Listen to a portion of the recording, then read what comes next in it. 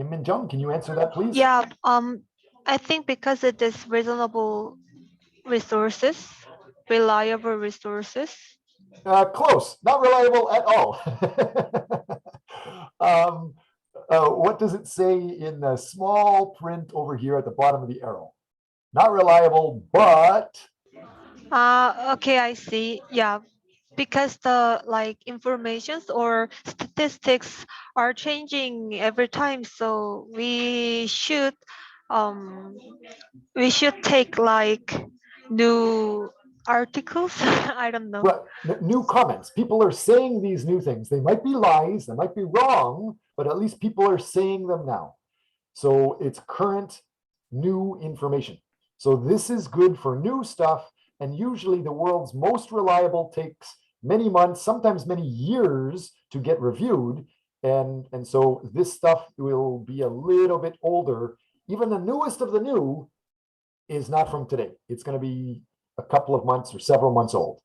So yes, you can reference at least 10 of these reliable journal articles, and then as much as possible, the more you reference, the better. Is that clear?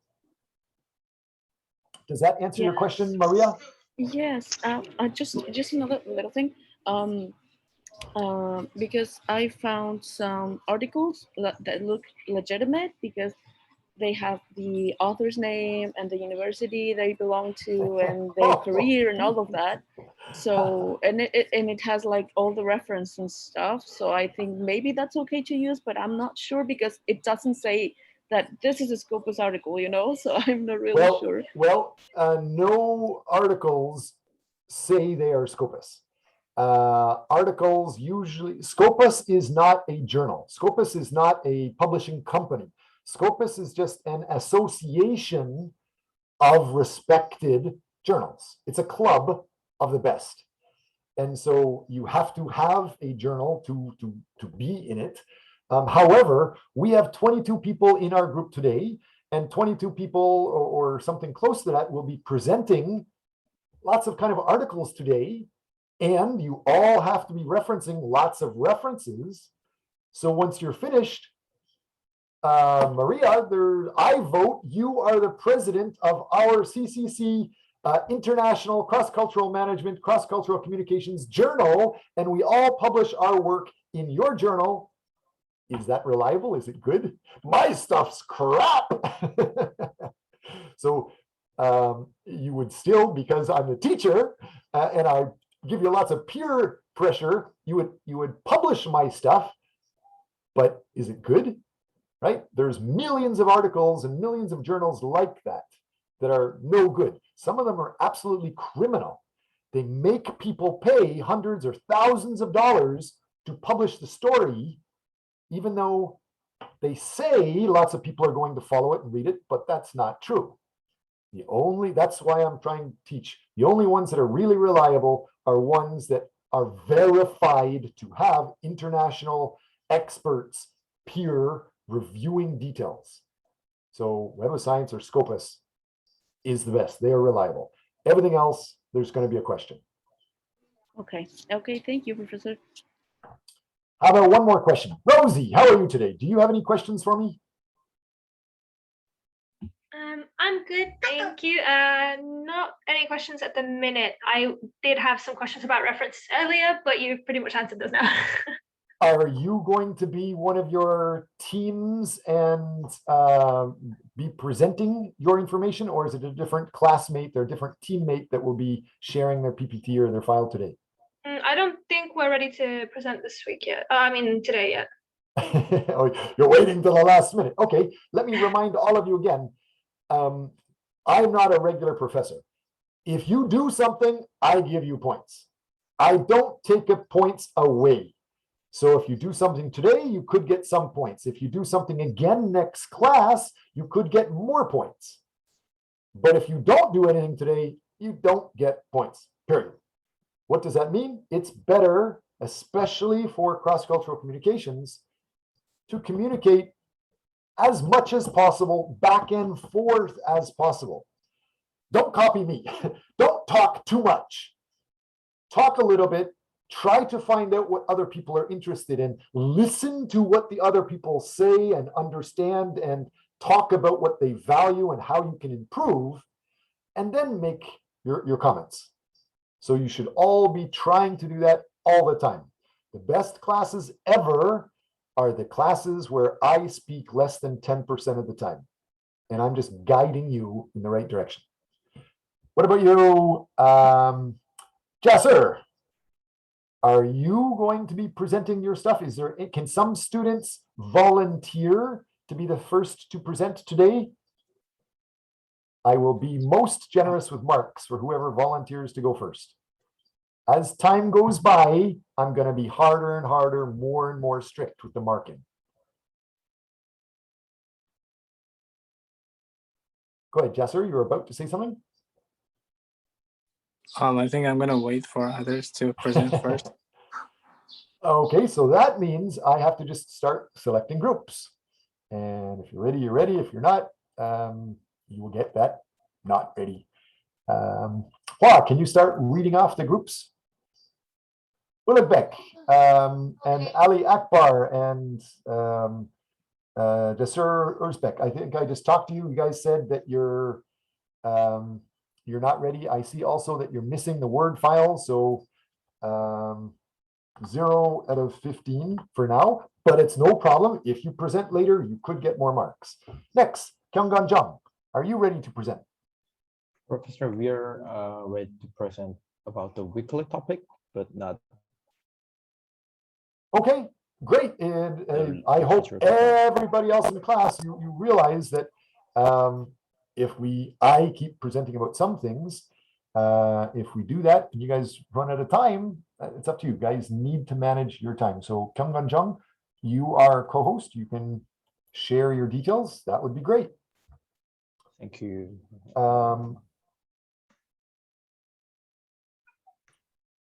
I haven't seen anybody volunteer. Hopefully you can communicate with Hua during the chats, because I'm focused on the talking and teaching.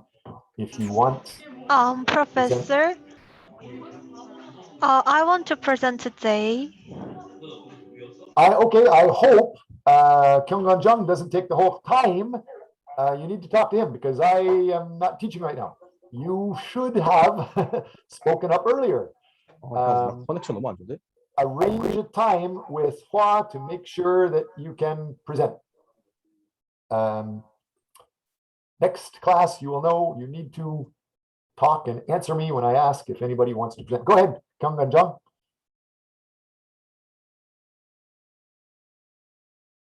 I can't hear you, Kyunggan Jung. Are you going to turn on your microphone? Oh, can you guys see my screen? I can see the screen and I can hear you now. Yes. So, good afternoon, class. Today, I will talk about culture shock, which is our group's weekly topic. This is our group's information. In case you need to contact, please do. Culture shock was first defined by an anthropologist, Clavero Oberg. Culture shock is the anxiety that results from losing all our familiar signs and symbols of social intercourse, and it occurs when an individual leaves their own culture and becomes immersed in a new one by lie. I believe that culture shock can be described as a jet lag, and it also can be a meaning of cultural diversity. I have prepared a YouTube video, how and what foreigners get culture shock in South Korea. It is 3 minutes long. If professor allow me to show the video to all of us, may I? You may. I don't have any objection. I remind everyone here, we're in a cross-cultural communications class. One student said they wanted to present. You should be trying to reserve a time with the person that's businesses. First, culture shock gives illness after honeymoon period, which was discussed in previous class. People tend to miss their culture since they are getting tired of adapting new cultures. Second, poor communication. Language barriers are shown when visitors arrive and live in a country. When communicating, due to lack of understanding a specific language, people tend to misunderstand the real meaning. A person is talking about A, but another person might be thinking about B. Third, isolation. People get isolated often. Mainly, it is because of different identity, ethnicity, and of course, culture. Some may ignore the other's opinion, and due to language barrier, it is difficult to bond with or hang out. So it restricts people gathering with their nationality. Lastly, legal problems. Because people are not familiar with new cultures and laws, foreigners often experience troubles when traveling or living. Next is about effects on businesses when working. Some argue that productivities are decreasing due to culture shock or cultural diversity, mainly due to difficulty of understanding language and culture. Ohen defined that cultural diversity actually leads to more creativity, that because there are different nations and cultures, it creates innovation, different ideas, but still it costs it costs a lot to maintain, so it leads to another conflict. Second is less effective. Workers are in companies to work, not to understand or to assimilate the other's culture. It might be a waste when workers spend more time of communicating and understanding the cultures. Last one is again poor communication. Even when a language is a mother language, so for example, when we are communicating with friends, there are still misunderstandings. But imagine if there are 10 workers from different countries holding a meeting, that would be definitely less productivity and extra spending on finance. However, interestingly, there are a lot of companies where prefer diversities with endurance of culture shocks. Three examples would be MasterCard, Coca-Cola, and Accenture. They believe that diverse organizations perform better, and most studies surrounding diversity in the workplace have found that for every 1% increase in gender diversity, company revenue increases by 3%. Higher levels of ethnic diversity increase revenue by a whopping 15%. And according to Glassdoor, which is uh, it's like a survey thing. How do I say? I mean, anyway, according to the Glassdoor, 67% of active and passive job seekers say that when evaluating companies and job offers, it is important to them that the company has a diverse workforce.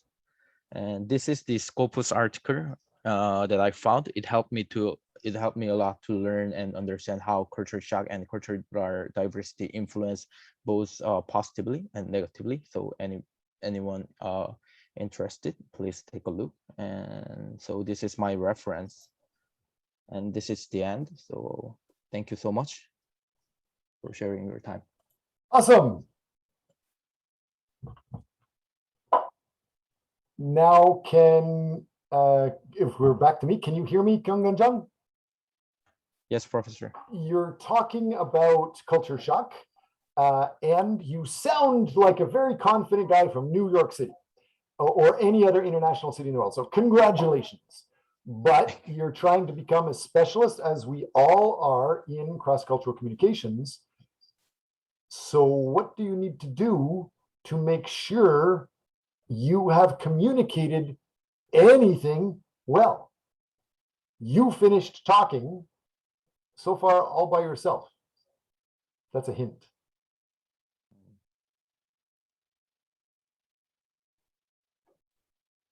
Did anybody listen? Did anybody comment? Did you check they understood? Did you get any feedback from them? You need to get involved with your audience. Okay, I was about to do it at the end of my presentation. Great. Oh, sorry, are you not finished? Do I have to be quiet? I can be quiet. I have questions and answer section, so I mean, students can ask me after I have finished my presentation. Yeah. Professor, are you telling us that we need to do the same thing that we did for the last presentation of other students? Would you like us to commentate what we just witnessed? Absolutely, yes. I want you guys to talk back and forth all the time. I hope I don't talk except to provide some tips. So yes, one person talks. I want somebody else in the class to give some comments or feedback or evaluation at least. I would like to do it. Great.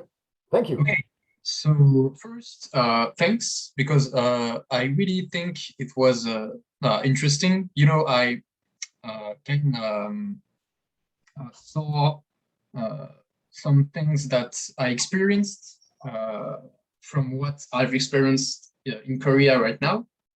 So it was really cool to me. But the thing that I'm noting is that you kind of showed us a cultural shock from an Occidental perspective, an Occidental person coming to Korea. So there may be other cultural shocks that can be experienced by other people than Occidental people. I don't know if I'm pretty clear, but for example, if someone like non-Occidental people come to Korea, maybe they will witness some other things that you didn't mention. That was my feeling of what you said, but I don't know if other people want to react to this. But yeah, overall, I think it was really interesting and really cool. So thank you. Thank you so much for your comment. Okay. Can I say the feedback?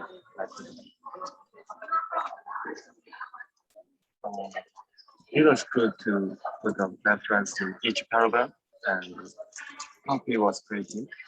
It was good. However, I think it is dangerous to show the student ID on the first slide.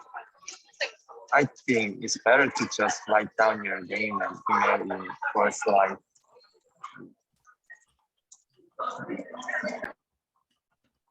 Well, I wrote down the student's ID. And Just to email and phone make- numbers. How do I say? It's for, I'm sorry? And the phone numbers and the email addresses of everybody. I noticed that also. I don't ask you to go back and show it again, but it's something that maybe I should edit out unless you guys are confident. Like I show my phone number, I show my email address, but I'm crazy. It's usually safer just to show your LinkedIn link, for example, and people can contact you through there. So you don't have stalkers or something like that. For example, I saw one of the first things I saw was Lisa, some phone number.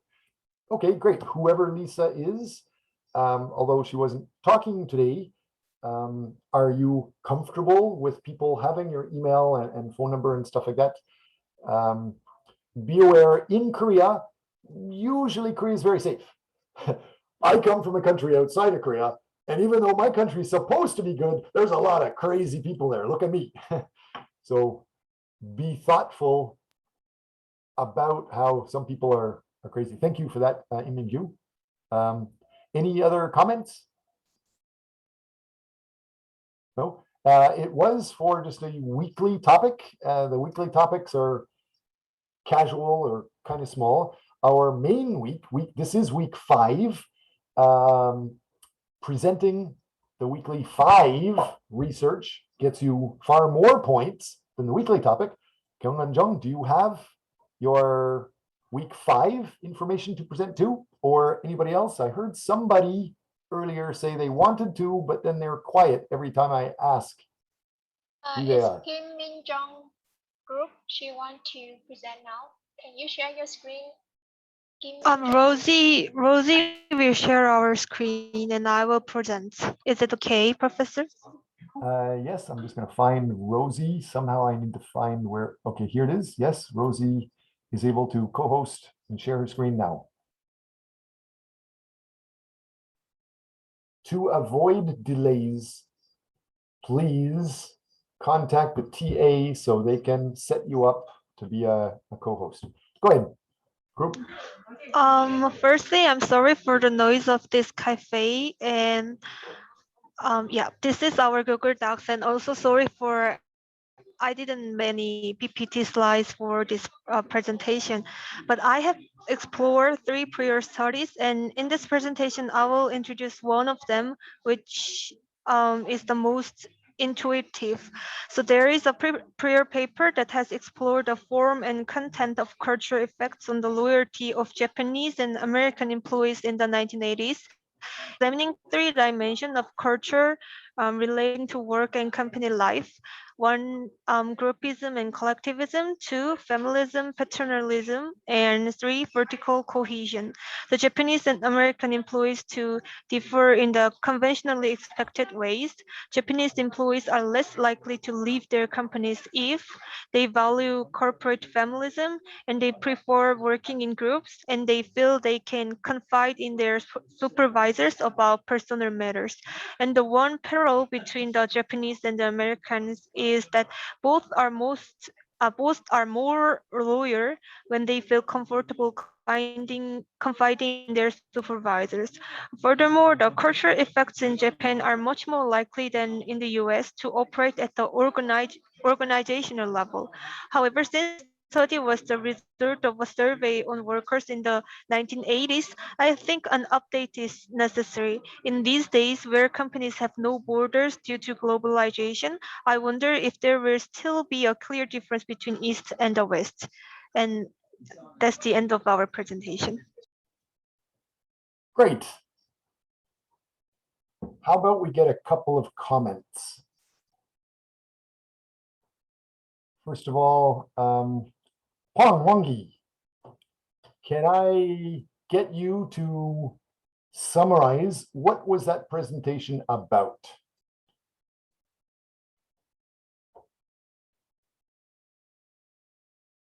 Wangi is not in class, no attendance or participation points for them. What about, if you are, then please comment. What was that presentation about? The presentation is about the form and the content of the cultural effects on the loyalty of Japanese and American employees. But to be honest, I didn't get so much because the materials are too much for me. Yeah. Great, thank you. Too much. Please, Claire, that's what I'm really looking for. I'm hoping to hear feedback from other people to show whoever is talking, your mind is nice, but the world doesn't care. The world only cares about the world's mind. So you must check the world understands. Usually when you're presenting, people, sometimes they copy Steve Jobs and they say, have a PPT form with only like 2 words or a Prezi form with a few words so that people understand your main point. When you have a paper with many, many words, I love it, but I'm a freak. I love lots of information. Most people don't. I love to read. I'm reading all the time. So don't do what I like. Do something so the rest of the world understands. So who was just presenting? Rosie, I believe this was part of your group. Could you help us summarize what was the main point that you were trying to make? And when you're doing that, are you still, you're in that group, right, Rosie? Yeah, I am. My second difficult, dangerous question. Are you ready for a challenge? Should I believe you, or are you and is your group full of crap? Did you survey only drunk, crazy people and get crazy information, or did you get something that's reliable and well thought out or well researched? How do we know? Well, so far we have done, this is just a literature review, talking about one of our main research papers that we found about the differences between American and Japanese work culture and the parallels between the two. We do have quite a few references this is not all of them, but some still missing in our Google Drive. So we have done quite a bit of research using both Scopus articles and current news articles. So we've kind of balanced it out with the more reliable and the more current references. So I would say not so much unreliable, and we have not surveyed just drunks. Can you be more specific when you are talking to the world? Generalizations are nice, they're easy to understand, but unless you have specifics, people may skip over you. So you said some is good, some is bad. How about you show us an example? What is bad and what is good? Well, I wouldn't say any reference is bad, as long as you have multiple that cover different.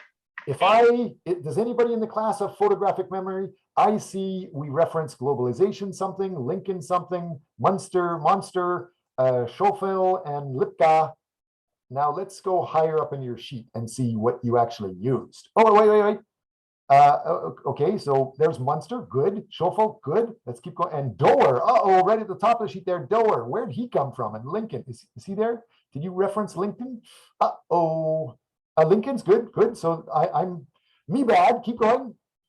You see what I'm looking for, right? How about Rosie? You be the professor and keep checking that. Did you the globalization partner? That's good. Economist, I know them, but I don't think. And Palazzo, never saw you at the bottom saying anything about Palazzo. Did you just? Yeah, sorry, I've not added all of my references to the list yet. That's why some of Minjong's part is the one that starts from the pink. Yeah. So let's say Kim Gun-jung, he's the biggest bodybuilder. I'm going to say he's the policeman. Are you going to arrest this person for theft of intellectual property? What are you going to say, Kim Gun-jung? It's the first time, so I'll just be very generous. Very generous. So you're allowing robbery. Okay, cool. Everybody's allowed to steal. You're lucky, Rosie, and your team. Can you comment about what was Kyung Gun-jung talking about? What are we talking about? What is the class and the world supposed to learn from what we just said? Me? Yes. First of all, identifying something as good versus bad. How do you identify what's good? And second of all, should you identify when you copy some other's information, or are we allowed to just kind of be more relaxed? I mean, I've just not listed I've not written down all my references here. I have them saved in the Google Drive. I've just not had a chance. I didn't realize we were presenting today, so I've not put them all down in the list yet because I didn't do the proper referencing yet. So They will be down in the list. So I'm not just stealing property or anything, but. Can you guess if you were the professor and in the final presentation, final day, some student gave you this, what would you think the university policy is? I mean, would that not be plagiarism? And yes, absolutely. And so what do you do if somebody is associated with plagiarism? I think it depends. I don't know this university's policy, but universities do generally have different policies. It's a nice generalization again. Any specifics? Take a guess. I think, I guess on the harsher levels, it would be failure or, I don't know, redoing I'm not sure. Failure, kicked out of the university is the maximum, right? So be careful. Some universities are closely watching that. Make sure you reference properly. Well, I do have them in the drive. I've just not written the proper referencing format yet in the bottom. That's why it's missing part of them. The other thing is a lot of people do reference, like Kyung Gun-jung, he's the referencing police. Great, keep doing that referencing police. But so far, most students, they just, I need to do it or I don't. But they don't understand why. Why? Why are we supposed to do it? You're supposed to be communicating with other people. And if you don't properly reference, it's just your, what is a polite way to say, brain farts. I don't know if Rosie has a whole bunch of brain farts she's doing, but she has at least 5 good referenced information. So it's coming from somewhere else. Now it's up to Rosie to identify, is it okay if I make these jokes, Rosie? Are her brain farts valuable brain farts, or are they educational or are they absolute just brain farts, hot air that smell nasty? So try to help promote whether this is good new information like BBC, CNN, that's new information, that's valuable. Or if it's from a research journal, it's from the top researched, top respected, most reliable minds. So by identifying that, it helps you. I'm sure Rosie's not associated in any way with brain farts. So just going forward, make sure week 14, your final presentation week, or some people will present in week 12 or week 13. Whenever you're trying to present, try to manage that wisely. So the other thing I just heard is you were saying that you found some articles about the difference between employee loyalty in the United States versus Japan, which is great, but I think your topic says United Kingdom compared to Korea. So how do they relate? How can we work with this? You found an article, you found a fact or an interesting point of it. How are we going to use some of these, like you have 4 or 5, how can we combine this together to make one core thing that we teach the world? What do you want to become famous for, Rosie? And I keep asking Rosie because I don't see any of your other members right now. I just see Minjong, I think, is somewhere. She did more of the literature review. I did the top part, so she's probably more well versed. Yeah, I explored 3 papers, but the one that I presented today is most intuitive thing, I think. So, and we have like time limit, so I just presented about the one. Oh, okay. My question is, what are you supposed to be famous for? What are you teaching the world? What are you teaching the word? Yes. I don't understand your question. You talked today, so what? What is any listener supposed to learn from you? Yes, there was a prior paper about the employee loyalty in different cultures, and there was like meaningful result between the east and west, and it was like quite same with our conventional with what we conventionally expected ways. So but I think the update is necessary because this survey um was the result of the like 1980s. So, and I wonder if there will be still be a clear difference between East and the West because these days the companies have no borders due to the globalization. Okay, that's the first thing I've just learned from you. Borders don't exist anymore. Great. Everything else you've said was generalization. Rosie talked about, there's good things, there's bad things, but that's everywhere. Something to learn. You just said the first new statement, there are no borders anymore. Great. Is there anything else you want to teach the class? What should the class remember? Avoid generalizations when you're talking. Otherwise, people in a different culture, people in a different language, they're not going to understand your point if you're not direct. Can I add a comment, sir? You sure can. Well, I heard she was explaining that she did research about Japanese and American, and she said it can be applied when looking at Eastern culture and Western culture. I agree with your comments, sir. It's quite a bit of generalization because I think Japanese and South Koreans have different atmosphere at work. We cannot say they are quite same. If she is going to say that as her argument, then they have to change their topic to not United Kingdom and South Korea, but Eastern and Western workplace, I think. Okay, great. And anyway, it's the first day, it's the first presentation. This is kind of a big project, the idea of presenting your research findings, your research background literature. Thank you for volunteering to present. So Kim, would you like to give them a grade out of 15? How generous are you feeling? Well, she went first for the literature background presentation. I think it was brave enough. Maybe 14, I think, or 13. I don't know. Congratulations. You have 14 out of 15, as I understand. At least that's from your peers. As I review more details, we will check more as it goes on. Thanks for that. Hua, did you hear another student does have something they want to present? No one say something about that. Oh, wow. Nobody else has anything they want to present. So it's time for me to start teaching again about the general topic. And everybody else risks. We have, I don't know, 30 students in the class. Everybody else is going to try to present next class.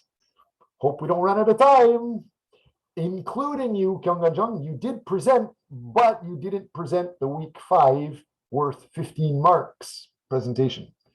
You might get extra bonus points for being the reference police, but time for me to go back and present.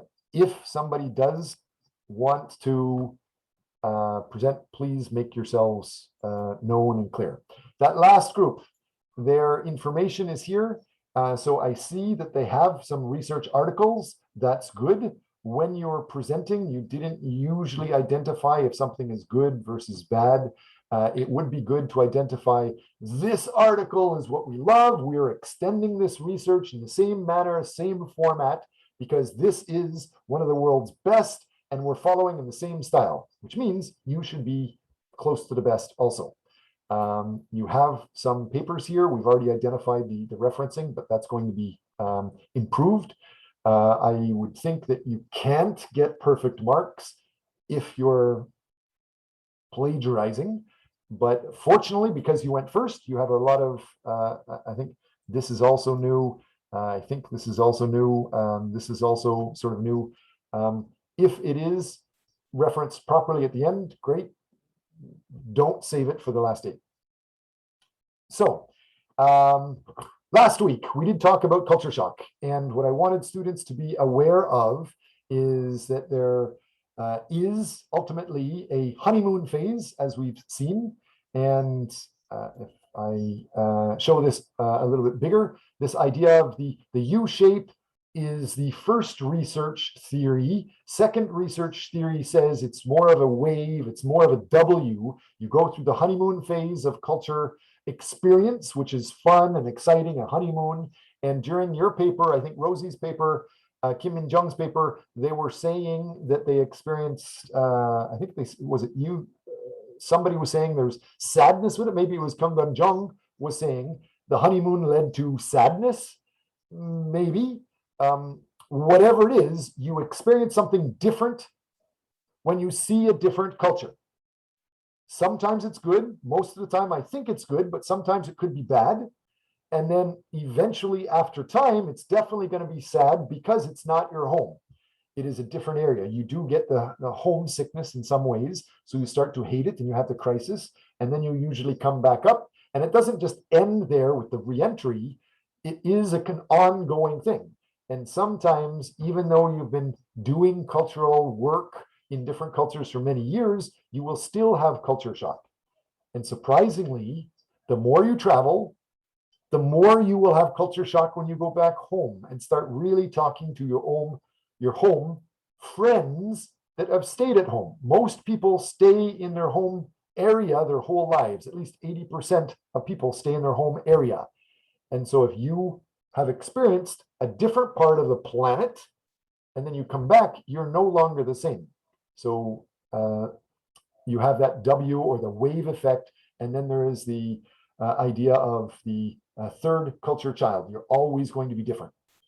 So how can you deal with it? How can you deal with the stresses, the alienation, the financial information? Need to research in advance. And then the idea of at the bottom, the training modules. There are many different training modules. Feedback. Make sure you do get training in advance. Make sure that you are aware that something is going to be different and look for those other different things. Make it like a scavenger hunt. Can somebody help me translate from English into Korean what is a scavenger hunt? Anybody? No? Can you guys still hear me? Hua, can you hear me? Yes, I still hear you. Okay, so we understand you need to learn before you travel about the different areas. That's best. And then try to get actual formal training or simulation models, role playing. What are you going to do in the other environment? And then try to find out who you are. Remember, what is that idea when we find out who you are? How can you find out who you are? Samaj, can you tell me, how can you find out who you are? How can you be self-aware?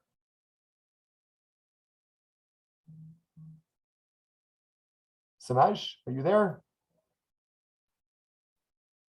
No, Samaj is not there. What about Lucas? Can you tell me, how can you become self-aware? It's Gwen again. Also, I just got kicked out and I just got back. What did you say? How can you be self-aware? I was talking about how, where is it here? When you're training to learn about other cultures' communication, you need to start by learning about it, start by taking some classes about the other culture, go to training sessions, go through role-playing activities, and then definitely you need to find out not just about the other culture, but who the heck are you?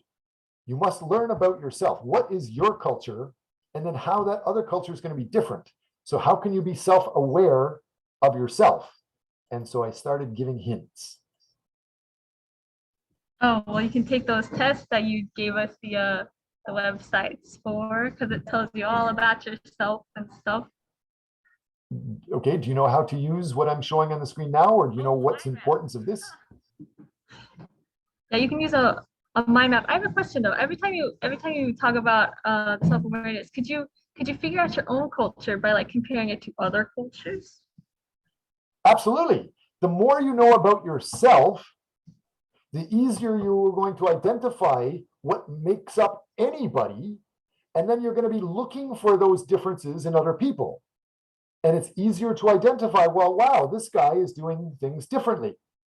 And then you will identify not only that person is strange, but you'll understand they are different because they have a different culture. And then you need to do a scavenger hunt to identify why are they different. So yeah, the more you know about yourself, the more you will realize how many different components of culture and communication styles there are.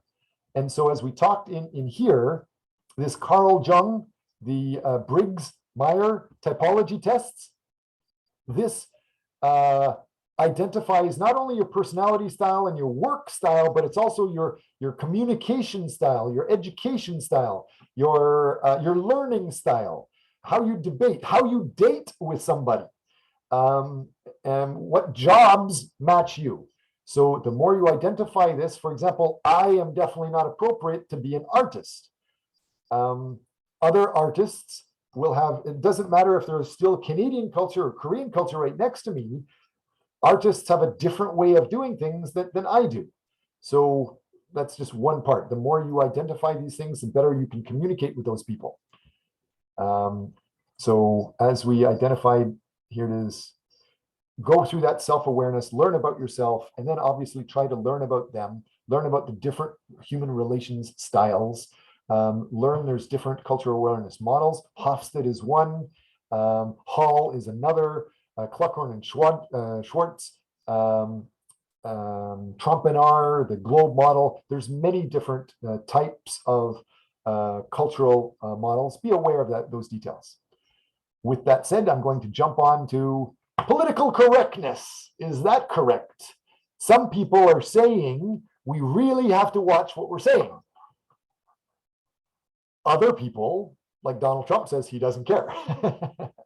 And then there's other people, there's actual researchers, like this is supposed to be a research presentation talking about language, what is political correctness, why should we care? And we go through, there's many different topics we talk about, like this high and low context, that is Edward Hall. Language diversity, there's lots of details to that. There's lots of ways to look at these things.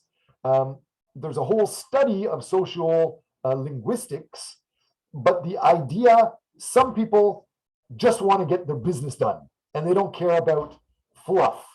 Other people could be social linguists and they're focused on this. They don't want to upset people. So is politically correctness important? Are you supposed to really care about what you say? How about we take a quick survey now? I've called Kyunggan, Arnold Schwarzenegger, and he's a huge guy, and he's like a bodybuilder and like a policeman. Maybe he doesn't like that. Does that upset him? What if I sometimes I call a lot of students, come on, guys, let's hurry up, guys, ask questions, guys. Some people clearly think that's sexist or it's gender biased. Do you guys feel strange if somebody calls you guys, even if there's a girl there, or even if it's all girls in the group? What about you, Maria? How do you feel when somebody calls you, your group, let's go, guys? I assume you're a lady. Is that correct, Maria? Maria's not talking to me because I called her a guy. I'm here. Okay. Would you like to comment? How do you feel when I call your group guys? Some people say, let's go, guys. Time to go, guys. Guys. Or should I be saying gals to you? Other people say I'm just supposed to say something different. Well, I don't know, because guys, it's like it's used to refer to like a group of people, but it's also like the meaning is like for men, I believe. So maybe I don't know if that was what the question you were the answer you were looking for. Okay, so I've already told the class, some people think it's very bad. It is sexist. Yeah. It is gender biased. My question to you is, do you feel bad if I call you or your group guys? I don't necessarily feel bad, but it would be better if we use like a more like gals, So what if there's a guy in your group? Oh, I don't know. Maybe gals would be better, because it's like if there's women and men, then both sexes, then it would better to use gals, I believe. If there's women and men, so how about Tobias? I believe you have talked quite a lot in classes, and I think you are a guy. I assume you're a guy. Please forgive me if I'm wrong, but do you feel bad if I call you gals? Like Maria said? I don't even know if that is a word, to be honest. I never heard about it. I mean, in Germany we have this discussion all the time with like how much do you gender and how much do you do like how much do you involve or how much do you change the language up to actually involve like not even like men and women, but all kind of genders there are, even if they don't identify or like male, female, and diverse. And I guess in some places it does make a lot of sense to do so. And in some other places, I get the feeling that some people don't have enough problems that they actually discuss this stuff. It kind of depends. If it is really like to involve somebody and this person doesn't get it too, but I have many friends who are also like I have some friends who are also like gay, and some friends who are, I have also one friend who's transgender, and they all told me like this whole gender stuff to include somebody kind of sometimes just messes up the language and makes it way harder to get like a meaning across, and make sense of the words people are actually saying. Because like if you read in the newspaper, all these endings and stuff we put on words, like in Germany we just put a word behind the actual word to make it more gender neutral. like because it would be the male word, for example, for a spokesperson, there would be the male word, and you just put a slash in the end, and then you do things like innen, which basically involves then the other gender. It makes text so hard to read sometimes, and it messes up the whole structure of the text. So many people, even though they kind of are into gender diversity, and I kind of understand the feeling behind it, but what I'm learning from you is it's hard, it's confusing to you, you don't know. I guess sometimes it does make sense, but I think people are really too much into this whole gender diversity thing because it doesn't help in the first place. Like, it doesn't help. So if I call you a gal or come on girls, I don't know what is a gal. A gal is a girl. Sorry, I address the guys and girls, and then everyone is fine, I guess. Or girls and guys if someone is like, oh yeah, but you have to put the women first. I don't know. Okay. Like, just stick with guys and girls, girls and guys, and I think everyone is fine. Anybody else have any comments or feelings you'd like to share? Going once? Going twice? Is it okay to say girls are guys, guys are girls? Am I supposed to call you all gender neutral? No comments? So here wait, I have a comment about that. I feel like these days, like honestly, the word guys has become pretty much like gender neutral, I guess, because we use it to talk about anybody. It's like honestly, if someone tried to say gals, I'd be like, what's your problem, man? Just use the word guys. Like I just think it's weird and unnecessary. Because like when we say guys, we know we're not literally talking about just dudes. Do you? Really? Yeah. Well, be careful. You know what's in your mind and you're confident with yourself. But what about the other person that maybe may be a lady that really wants to be a lady, but for some reason they don't have a big chest and many people mistake them for being a guy. Maybe they have more facial hair than normal and they look like more like a guy. So they feel really, really bad every time somebody calls them a guy. Right? You understand how that could be a problem? And then there's many other problems, related to that. So we don't know. My point is, when we're going out in the world, you only know yourself. And some people say, do unto others as you would do unto yourself. That's wrong, right? That is bad. That is like evil. That is forcing your way on somebody else, like Hitler. So you're supposed to try to do unto others as they want done to them. Most people don't know what the other person wants. So you're supposed to check that out first. Some people, maybe many people, like myself included, I usually don't care. Now I care most about it because I'm supposed to be teaching it. And there is a whole sexual discrimination thing.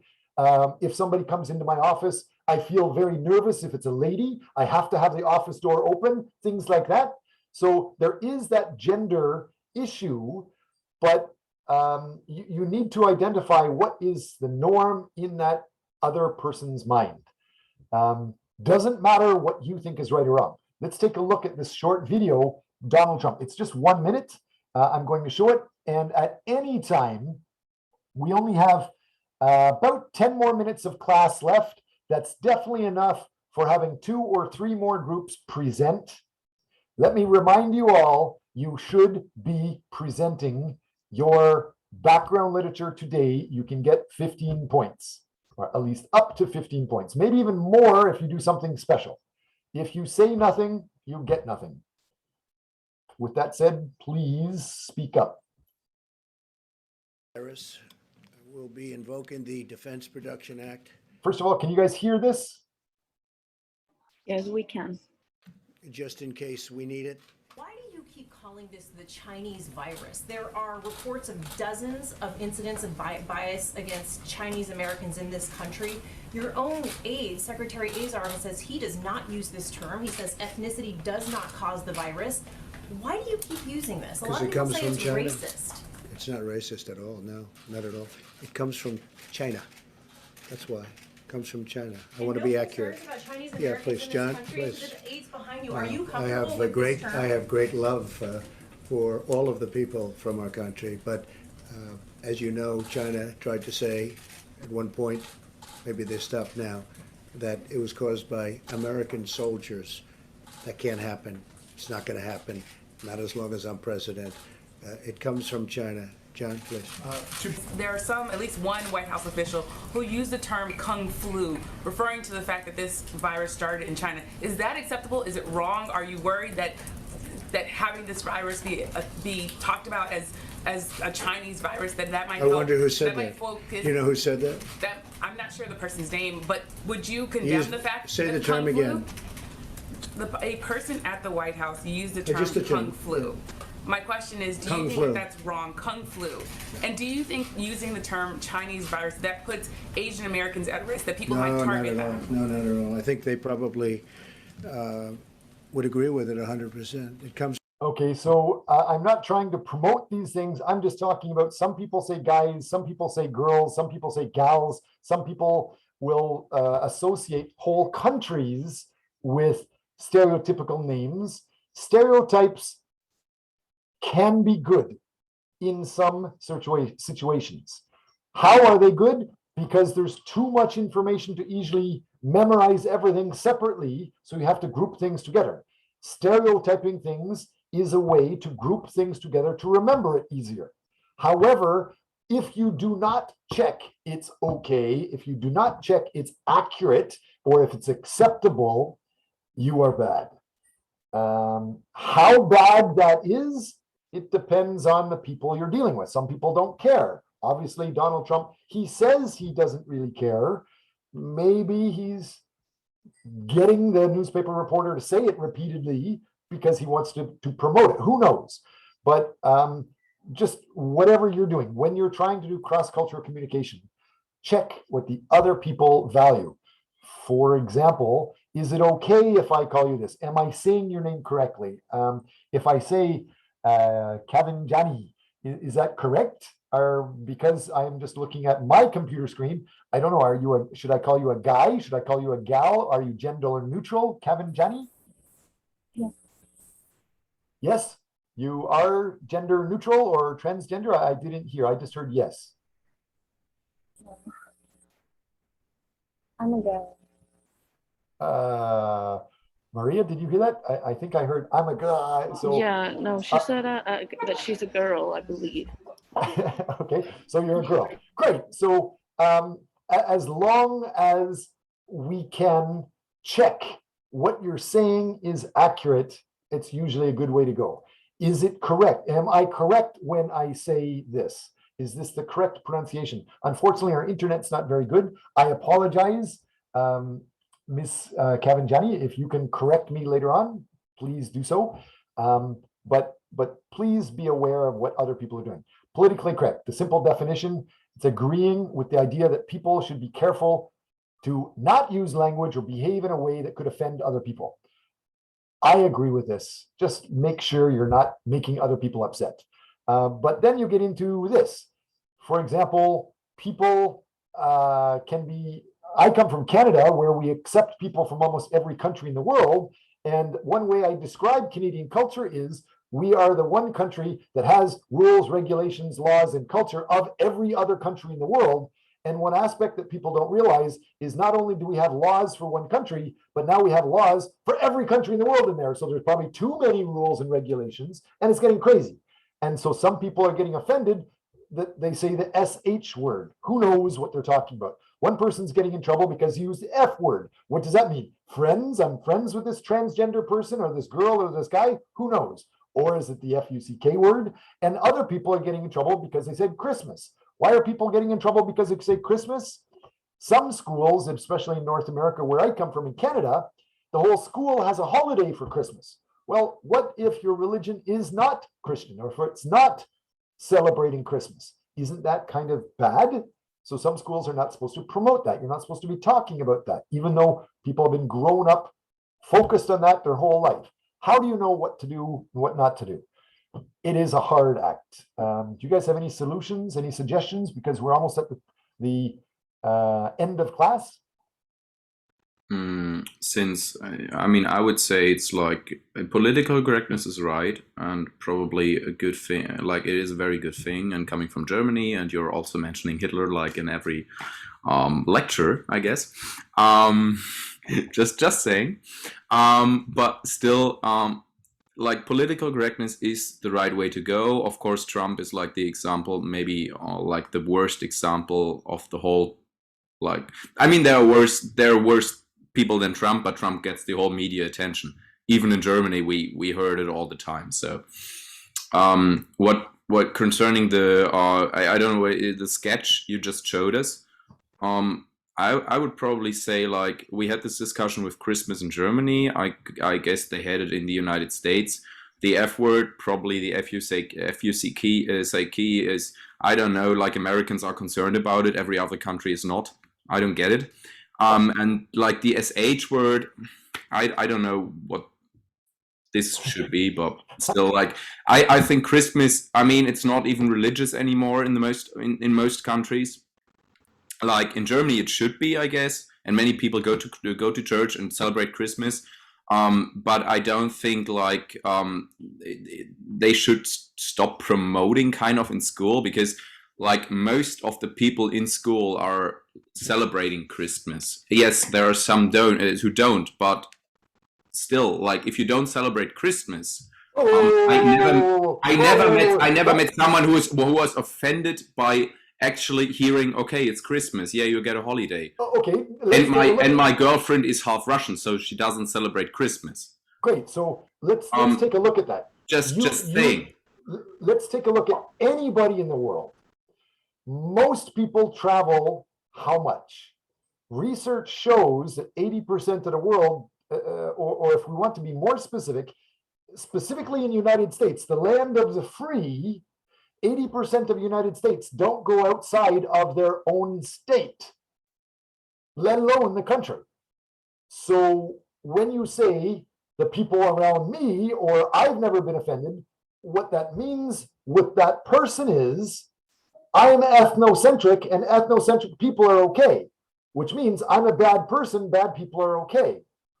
So my question to you is, how much have you actually not just traveled and visited for a short time, but how much have you actually lived in other distinctly different cultures long enough to observe what they're accepting or not? Because if you haven't lived there, you probably don't know. People are just going to say, for example, in Japan has a stereotype that they're not going to say they're offended by anything, even if they're really, really angry. They'll never say no. Do you like my contract? Will you sign the contract? Yes, great, thanks. But they just won't do it. They are afraid to make you feel bad. They're not going to say no. So how do you know what they really think unless you've lived there for a while? But I'm not talking about the Japanese culture or any Asian culture. I was talking about Germany in specific.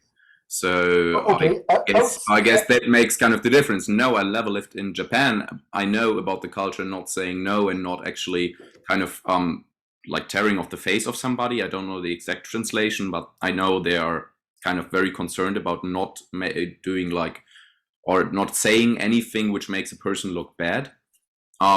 Still, yes, I have never lived in Japan, but I was not talking about Japan. I was specifically talking about Germany, which is like a mostly Christian country with Christian history, and still Christmas is not really about Christianity anymore. It has been in the past. That now you are actually defining what you're talking about, and it's a little. Yeah, but I think I said Germany before, or haven't I? You were talking about you, and you haven't experienced this, and that's my point. Everybody must identify who are you and how somebody else may be different. If you're talking about me, I am a Christian person in a complete country that is, I don't know, 80, 90% Christian. I don't offend Christians. That makes sense. But how often have you interacted with people that are not Christian? That's my point.